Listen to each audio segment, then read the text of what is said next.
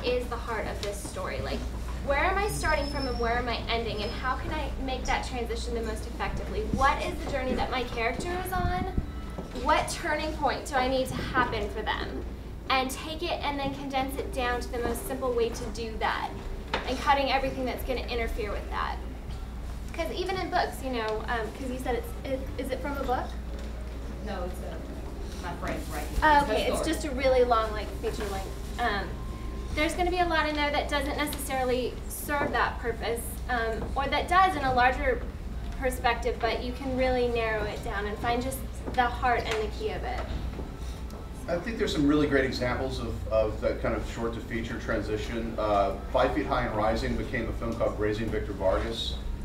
Some folks call it a sling blade. Gave Billy Bob Thornton an opportunity to kind of investigate that character of Carl Childers before he made a feature. But they're not like the little slivers from the feature. It was more like it works on its own terms. If they might, in those situations, they took the character and they took pieces of that premise and they dropped it into a short format and said, okay, how would this character behave in this situation?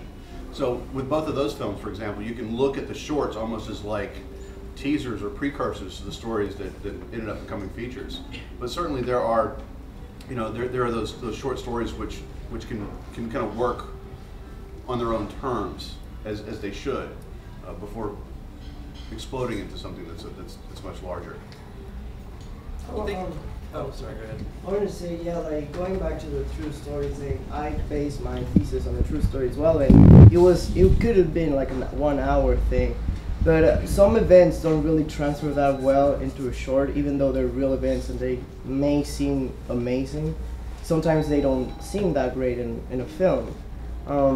So it is a like dual, like trying to just fit the events that matter the most from that true story into that short, that eventually it's going to look better and you're not really going to realize that you dropped so many things, because at the end it's going to be the most important one. Well, is it a narrative film or is it a docudrama? I mean, you know, let's face it, if you guys saw The Conspirator last night, you know, I think the important phrase at the end was, you know, based on characters and, you know, history, although, you know, we got to tell a story here. If we don't take some artistic liberty, it might be really boring. And consider the one glaring issue I did see was Kevin Kline is too thin to be Edwin Stanton, and his beard was not as big. There was story last night. Can we just That's the artistic liberty. It was a vital to the story. I think that I think that it just all comes down to whatever the story is you're trying to tell. I think it just all comes down to making a good film. I think that's what you were saying. It's you're going to have to let go of your love for the event or the story that you're trying to tell. Eventually, you're going to have to let go of it and realize that it's not something that you read anymore. That it's a visual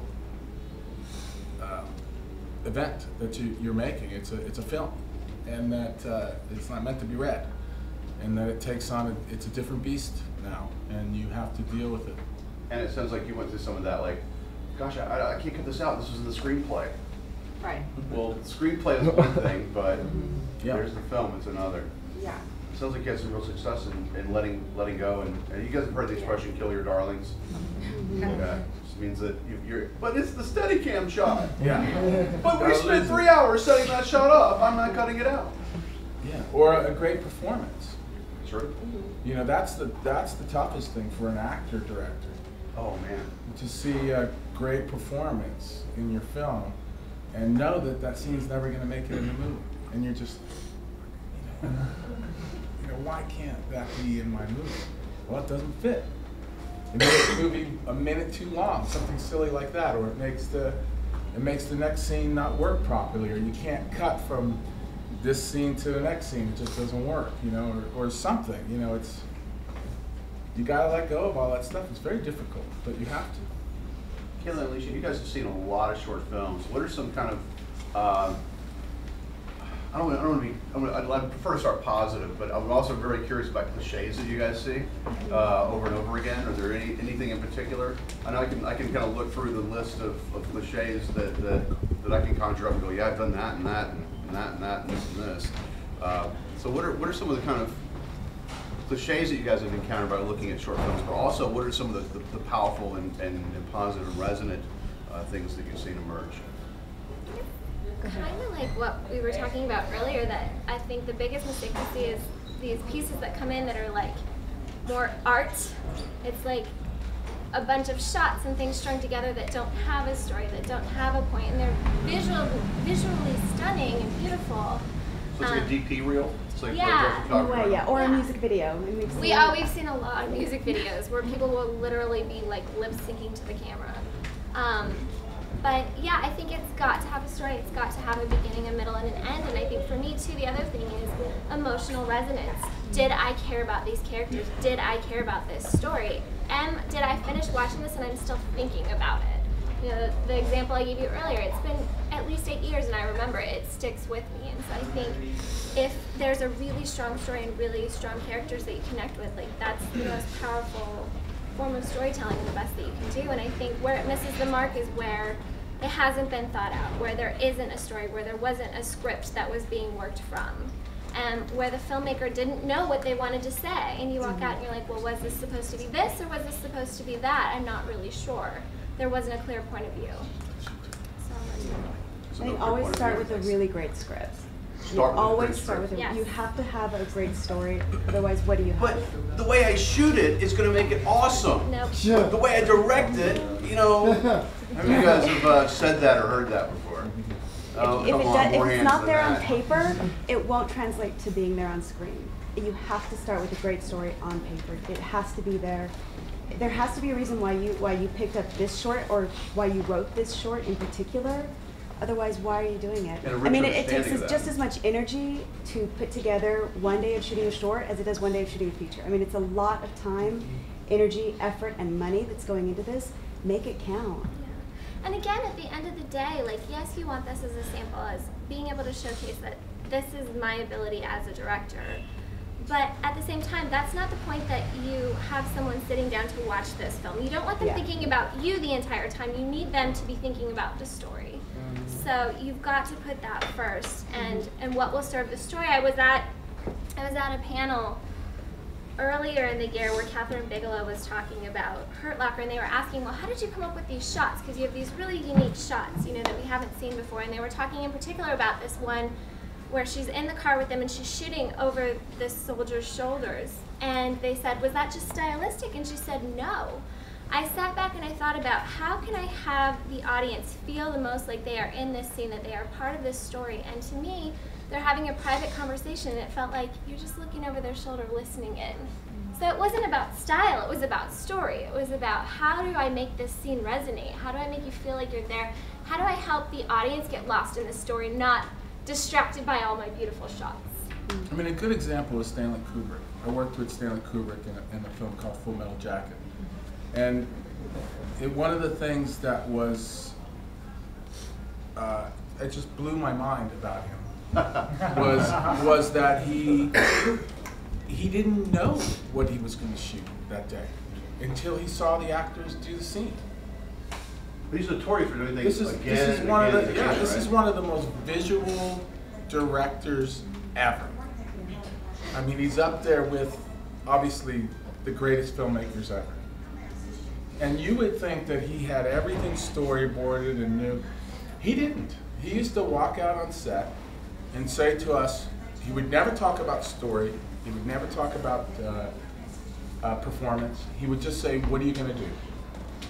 And the actors would kind of like get nervous because Stanley Kubrick saying it to you, and you're like, all right, let's figure this out, you know? And then we would block the scene and we would start to act. And then he would say things like, it's got to be better than that. You know? Or the scene's too long, it's got to be faster, you got to be quicker. You know? And so then he would say, okay, I'm going to put a camera here, I'm going to put a camera there, and he would do it to tell that scene, that story properly. He wouldn't say, wow, you know, the whole thing. I mean, some directors do. Some directors are like art directors. They design shots and you have to act within. Some do. It's true. I worked. He was rehearsing on set. Oh yeah, Right. every And time. Yeah. Now, as an example, Terrence Malick works the same way. Yes. I remember he was telling some students one day, yeah, I don't have a storyboard on every shot list. I'm like, yeah, but you also shoot 1,000,000 feet of film and you shoot over a year and a half. I know, Okay, yeah. so like unlike Kubrick and Malick, you guys are like, I got 5 days in a videotape. No. I'm They're saying, rehearsing in front of the I'm camera just on saying set. that you're right. You're right. I'm just saying that it's those guys have so much experience that they're in that position to shoot that way. And on the anticipation, you work with Tarsem Singh, who I went to school with, Yeah. by the way. Interesting Right. fellow. Oh, you did? Worked on Losing Our Religion. Tarsem's amazing. Oh, you did? Yep. All right. Painted those sets. And Tarsem is a very different director. yes, very different because he's, like you said, he's more of Yeah, an art he's- director. He yeah, borrows he's- a lot from lots of people too. He's a thief. He's a master thief, Tarsem. He's a genius. He's like a genius master thief. He'll steal from a painting he saw in a church in Rome somewhere. You know, just some obscure painting that none of us has ever seen. He'll steal the light from it. He'll steal the colors from it, and he'll recreate it on the set. And you have to act on that stage. That's how he works. You know, but he still is all about story. Sure. You know, he is, because what he has the kind of brain which Kubrick and Malick don't, where he stores things in his head. It's like a file of facts in his head, Tarsem, and it's like a computer. He can like flip the pages of his file of facts and see pictures, and match the picture to the story in his head, and then recreate that picture to help tell that story. That's what he does. So it sounds like regardless if you're rehearsing or you're doing visual research, you got to do your homework before you shoot the film. Yeah. Even if it's a short. Oh, it's just a short. I don't really have to like do all this rehearsal, do I? I don't really have to do all this visual research, do I?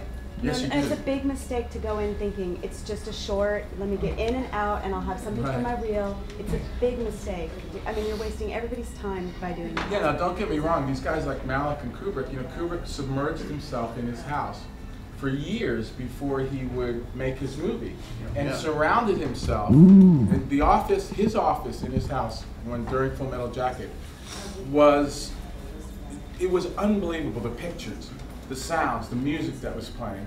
It was all had to do with that era, and all the photography, some of his, some of other people's, all of that from that day, from that time, all this war stuff. So you sing to music? Those are my senior. I'm Yeah. reiterating things from my senior project class, right? These are project. When I was over, I was over at Malick's house once, and we did a read-through of what was this film called? The Thin Red Line. Thin Red Line. And there was a bunch of actors he had over to do a read-through of it. And so for the read-through, he played battle tunes. He went and got some battle tunes from his library, which was this immense library, just like Kubrick had of music. Unbelievable amount of music. Started putting in battle tunes and said, read. And we'd read, and you hear dun dun dun dun dun dun. We'd all have to like talk above it, and it was like he was roaming around the room, and like it was like insane. But that's the kind of filmmaker they are, you know. I think Lubo's visual storyboards help a lot. Like, for instance, when I took this narrative class, I first saw that one like, oh, that's a bit of a joke. I don't think it would be necessary. But what I did for my narrative project, I was like, this helped, and I plan to do it again for my senior project, which is do the video storyboards, because that honestly helped quite a lot. Video story.